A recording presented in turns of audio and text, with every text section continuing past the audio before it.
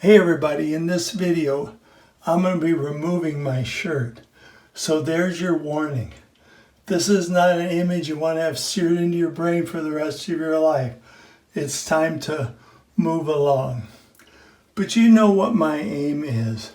My aim in dying is what has been my aim in living. And that is point people to Christ. That people be ready to swim when the boat is sinking. That is when life's greatest challenges come along, when the end of life comes along. The people will know where they stand, that people will know where they're going. So I want to put my ALS to work by showing you what it looks like to me now, while I can still talk, while I can still make videos. If we always ignore dying and death, if we always pretty it up, shove it out of view, we'll never lovingly challenge people to think about the end of their days. So I just want to show you this. And please, when I post this, don't respond with anything like, oh, you're so brave. Every time I post something, people say nice things about me, and please don't. This is not about me. And I am not brave. I didn't pick ALS. I didn't want this. And I'm not a brave person. Bravery is a cop racing to a scene where there's been a report of a man with a gun. Or bravery is a mother of a child with autism going into Walmart knowing that people are not going to understand her child's behavior. That's bravery.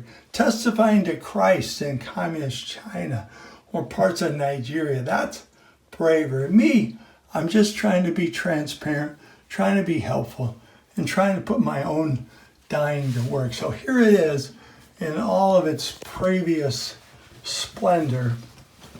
I point you first to my ever more prodigious belly.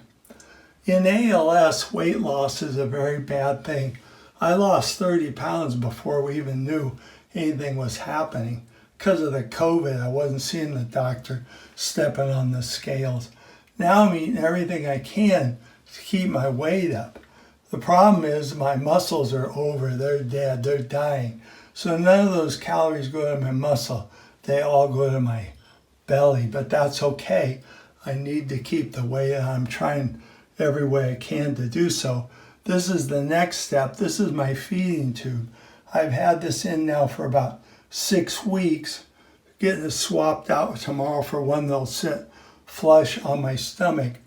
I'm not using this now, I'm just cleaning it every day, but eventually I'll be using it when I'm no longer able to chew or swallow without choking. So I've got that ready to go. On my belly, which by the way is all scarred up, little scars from my surgery for prostate cancer, for kidney cancer, a hernia repair. Gee, you know, looking back, I wonder if I'd known about the ALS, would I have even bothered with kidney cancer and prostate cancer? It's kind of a bummer. Not that it would make a big difference, except I'd like to have that money back, but I didn't save the receipts. The other thing that I would just show you is like this muscle. Let's see if you can see there. I don't know. It's kind of in shadow, but I used to have some fairly serious guns, if I do say so myself. And now it's just my arms are getting flabbier and flabbier, just skin hanging on the bone. Like I say, it's a neuromuscular disorder. Eventually, my muscles will be such where I might not even be able to hold my head up, much less move my hands or eat or anything, or eventually breathing becomes an issue. You can't see it real well right now because it's not so bad. In fact, they're doing it very little right now, but like last night when I was going to bed, my whole body was just twitching. The twitches don't hurt, the cramps hurt a lot, but the twitching, this is one of the earliest signs in me. Everyone's different, they say. But in me, my whole body has been twitching all the time now for about 2 years. You can just see my back, my legs, all twitching. That's a sign that, well, you can see it there. I don't know, can you see that? But that's a sign that there's something wrong with the electricity in there. If you go to the doctor and you say, hey, doc, my whole body's twitching all the time, your doctor will probably say, hey, we should think about ALS, because that might be what it is. But you can see, looking at my body, why I've chosen that passage in Corinthians. It's not my life verse, but my death verse. Though outwardly we are wasting away, yet inwardly we are being renewed day by day. Just today, I got a sweet letter from one of the first elders at BCC, Rick Vecti. He and Kathy moved away, but he sent a real sweet letters. Rick wrote, remembering your frequently expressed desire to finish strong, my prayer is that you will indeed finish strong in our shared faith in Jesus Christ. And he quotes Acts 20:24.